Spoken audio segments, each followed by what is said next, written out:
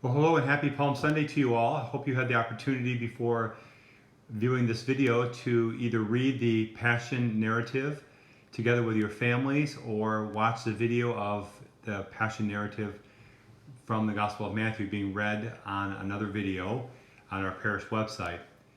So I won't be reading any more of that gospel, that very beautiful, lengthy gospel right now, but we'll move right to our homily reflection. So as you know, that the church gives us directives that are very precise for how we're to celebrate Mass in a very detailed manner, no less than during this Holy Week when the great celebrations of Holy Thursday, Good Friday, and the Easter Vigil have very detailed directions. On this Palm Sunday at the Passion of the Lord, one of my favorite directions is given during the year when it's prescribed, following the lengthy reading of the Passion of Jesus, that after the narrative of the Passion, a brief homily should take place. If appropriate, a period of silence may also be observed. In other words, regarding the homily today, keep it short, Father.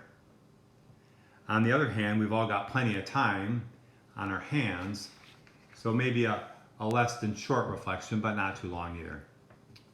The prominence of the cross, central to today's reading of the Passion of the Gospel, normally reaches its zenith during the liturgical celebrations of Good Friday, when the poignant gesture of the adoration of the cross, the Holy Cross, happens. Oftentimes believers will approach the cross and kiss it, completely out this year, of course. The directives given for Good Friday say that the adoration of the cross is a time when the faithful show reverence for the cross by a simple genuflection or by some other sign appropriate to the uses of the region, for example, kissing the cross.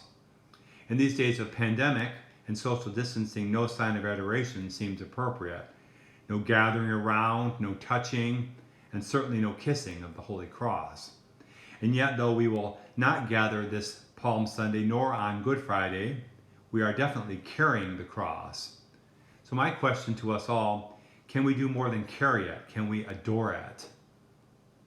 The word adoration has a marvelous origin. It comes from two Latin words. First, ad, which means toward, and then ora, which means a mouth.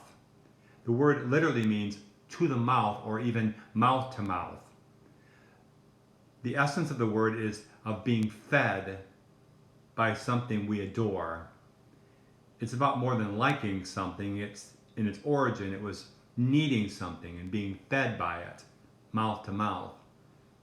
The cross of the pandemic, the cross of our isolation, the cross of our routines disrupted, are truly sufferings, so obvious in the sick and those who care for the sick, but also for the rest of us.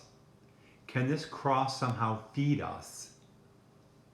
Jesus' way of the cross opens the promise that the cross is not something merely to be avoided, but something that can open life and feed us.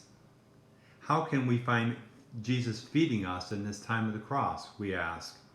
Well, perhaps above all, deprived of the ways we ordinarily feed ourselves, all we have left is Him. The figure of Simon of Cyrene, prominent in today's Gospel Passion narrative, is for us an example. He takes up the cross for the weakened Jesus and bears it for Him to the saving glory of Mount Calvary. Can we too joyfully pick up the cross and carry it and be fed by it for our life and for the life of the world? Even in this time, especially in this time of the cross, Jesus is trying to feed us. Come, let us adore Him. Well, God bless you all. I hope that you'll be watching the parish website during this Holy Week for much more information. Also, lots of opportunities for prayer and devotion. There are also materials that you can be using for your family at home. And so let's continue to pray together as a parish family in our distance.